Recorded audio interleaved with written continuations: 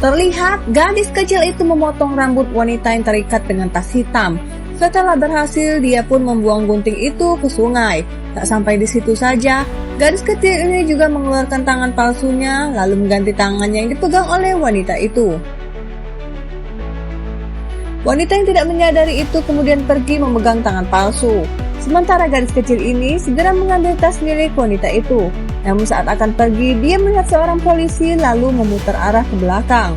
Tapi lagi-lagi di sana juga ada seorang polisi, membuat gadis kecil ini menjadi kebingungan. Karena tidak ada pilihan, gadis kecil ini melempar tas itu ke sungai hingga terseret arus. Setelah itu barulah dia pergi. Di sisi lain, wanita itu masih belum menyadari jika sedari tadi dia memegang tangan palsu. Saat mobil taksi lewat, dia segera naik ke dalam taksi. Sementara pengemudi taksi malah asik bermain handphone sembari membawa mobil. Di tempat lain, saat gadis kecil ini mengikat balon di pinggulnya, tiba-tiba kedua polisi itu datang, sembari bertanya di mana kau sembunyikan tas yang berisi uang itu. Gadis kecil ini bilang ia menyembunyikannya di suatu tempat yang aman. Tapi maukah kau Pak Polisi membantuku? Tiba-tiba polisi mendengar suara seseorang meminta tolong.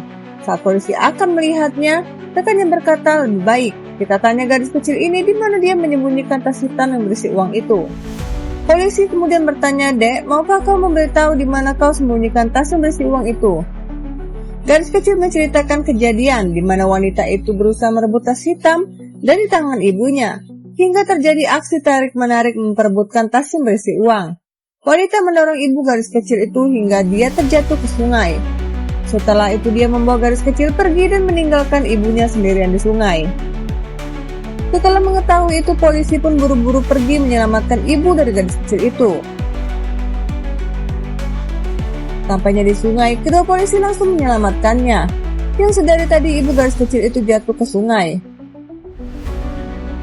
Di sisi lain, saat wanita ini membuka tasnya, betapa kagetnya dia mengetahui isi dalam tas itu hanyalah ban pelampung. Dia seakan tak percaya. Gadis kecil menghitung 1 sampai ke 3, lalu memecahkan balon tersebut. Seketika uang ratusan dolar itu pun jatuh berhamburan.